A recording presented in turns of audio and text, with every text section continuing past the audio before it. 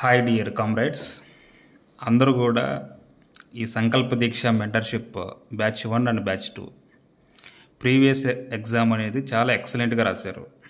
శక్తి లేదా ఇంధన వనరులు. సో దీని మీద మనకి ఫస్ట్ ఎగ్జామ్ జరిగింది. చాలా ఎక్సలెంట్గా రాశారు, అందరూ కూడా మంచి మార్క్స్ వచ్చాయి. సో అందరూ కూడా కష్టపడుతున్నారు, అందుకని కామ్రేడ్స్ అన్నాను. శక్తి లేదా ఇంధన వనరులు మీకు ఆల్రెడీ ఫస్ట్ అసలు మొదటి ఎగ్జామ్ దేని మీద పెట్టుకున్నాం అంటే పునరుత్పత్తి చెందే ఇంధన వనరులు, అంటే రెన్యూబుల్ సోర్సెస్ ఆఫ్ ఎనర్జీస్, దీని గురించి మనం పెట్టుకున్నాం. ఇందులో ఏమేం చదవాలో కూడా నేను చెప్పాను.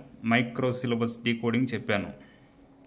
ఇందులో ఎలా చదవాలి, ఏ అంశాలు చదవాలి, ఇవన్నీ కూడా మీకు చెప్పాను.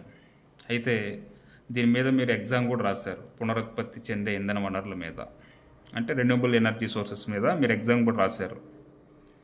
అలానే దాని తర్వాత రేపటి ఎగ్జామ్లో మీరు చదవాల్సిన విషయం ఏంటంటే పునరుత్పత్తి చెందని ఇంధన వనరుల గురించి చదవాలి, అంటే నాన్ రెన్యూబుల్ ఎనర్జీ సోర్సెస్ గురించి చదవాలి. అంటే అందులో ఏమేమి వస్తాయి?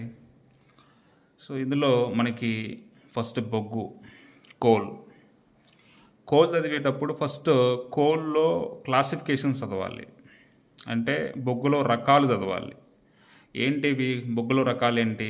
ఇక్కడ మనం చెప్పుకున్నాం ఆంథ్రసైట్ అని, అలానే బిట్యూమినస్ అని, లిగ్నైట్, పీట్, ఇలా 4 రకాలు ఉంటాయి.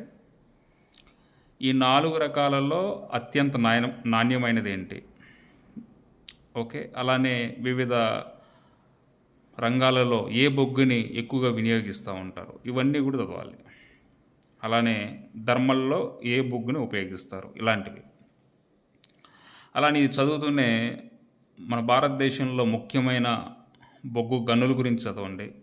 అలానే మన భారతదేశంలో స్థాపిత సామర్థ్యం, బొగ్గు ద్వారా స్థాపిత సామర్థ్యం గురించి చదవండి. అలానే రాష్ట్రాల వారీగా నిల్వలు, కోల్ ఏదైతే ఉందో రాష్ట్రాల వారీగా నిల్వలు కూడా చదవాలి. అలానే నెక్స్ట్ పెట్రోలియం, ఇది రాష్ట్రాల వారీగా నిల్వలు చదవండి, పెట్రోలియం నిల్వలు. అలానే చమురు శుద్ధి కర్మాగారాలు, అంటే రిఫైనరీస్ అంటారు కదా, వాటి గురించి చదవండి. సో వీటన్నిటిలో కూడా చాలా ఎక్సలెంట్గా మనకి ఎగ్జామ్లో పడేది అండ్ డ్యామ్ షూర్గా పడేది ఏంటంటే సహజ వాయువు గురించి, న్యాచురల్ గ్యాస్ గురించి. సో ఈ pipeline projects, natural gas pipeline projects గురించి చదవండి. మనకి ప్రిలిమ్స్లో కూడా దీని గురించి పైప్లైన్ ప్రాజెక్ట్స్ గురించి అడిగాడు ఒక బిట్, అట్లా మళ్ళీ అడుగుతాడు. అలానే నేషనల్ గ్యాస్ గ్రిడ్ గురించి చదవండి. అలానే ఇక్కడ నేచురల్ గ్యాస్ చదివేటప్పుడు స్కీమ్ ఒకటి చాలా ఇంపార్టెంట్, ప్రధానమంత్రి ఉజ్వల యోజన. సో దీని గురించి చదవండి. ఓకే, అలానే నెక్స్ట్ కోల్ బెడ్ మిథేన్ అంటారు, అసలు అంటే ఏంటి? అలానే రాష్ట్రాల వారి నిల్వలు, అలానే షేల్ గ్యాస్ అంటారు, అంటే ఏంటి? అసలు రాష్ట్రాల వారి నిల్వలు ఎలా ఉన్నాయి? అయితే మనం పునరుత్పత్తి చెందే ఇంధన వనరులు చదివేటప్పుడు, అంటే రెన్యూబుల్ ఎనర్జీ సోర్సెస్ చదివేటప్పుడు అక్కడ మనకి అవి చదివేటప్పుడు ఉపయోగాలు ఏంటి, దానివల్ల సమస్యలు ఏంటి, సమస్యల గురించి మనం చదవం అక్కడ, ఎందుకంటే దాని గురించి అన్నీ కూడా ఉపయోగాలే.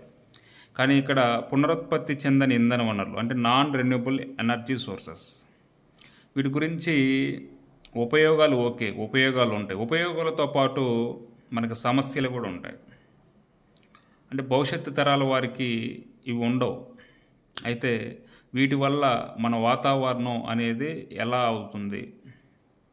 సో మనకి డిసడ్వాంటేజెస్ కూడా చదవండి. బొగ్గు ద్వారా ఎలాంటి డిసడ్వాంటేజెస్ వస్తున్నాయి, పెట్రోలియం, సహజ వాయువు, coal bed methane, shale gas, ఇవన్నీ కూడా. అంటే ఇప్పుడు మీరు ప్రీవియస్ ఎగ్జామ్లో పునరుత్పత్తి చెందే ఇంధన వనరులు, రెన్యూబుల్ ఎనర్జీ సోర్సెస్ చదివారు. అలానే ఇప్పుడు రేపటి ఎగ్జామ్లో పునరుత్పత్తి చెందని ఇంధన వనరుల గురించి చదువుతున్నారు, అంటే నాన్ రెన్యూబుల్ ఎనర్జీ సోర్సెస్.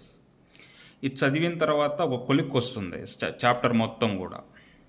ఇది చదివిన తర్వాత ఆ తర్వాత థర్డ్ ఎగ్జామ్ కూడా ఉంది. దానిలో ఏం చదవాలంటే ఇప్పుడు చూడండి, భారతదేశంలో శక్తి డిమాండ్, ఎనర్జీ డిమాండ్ ఎంత ఉంది, అలానే జాతీయ ఇంధన విధానం ఏంటి, అలానే జీవ ఇంధనాలపై విధానం ఏంటి, అలానే భారత స్టేజ్ నిబంధనలు ఏంటి, ఈ 4 అంశాలు చదువుకుంటే ఈ సెకండ్ చాప్టర్ మీద పట్టు సంపాదించవచ్చు. మనకి ఇదే కాదు, ఇంకోసారి కూడా రివిజన్ ఉంటుంది. సో కాబట్టి ఎట్టి పరిస్థితుల్లో కూడా ఈ సైన్స్ అండ్ టెక్నాలజీ మీద దాదాపుగా మంచి మార్క్స్ వచ్చేంత వరకు నేను వదిలిపెట్టను. Thank you.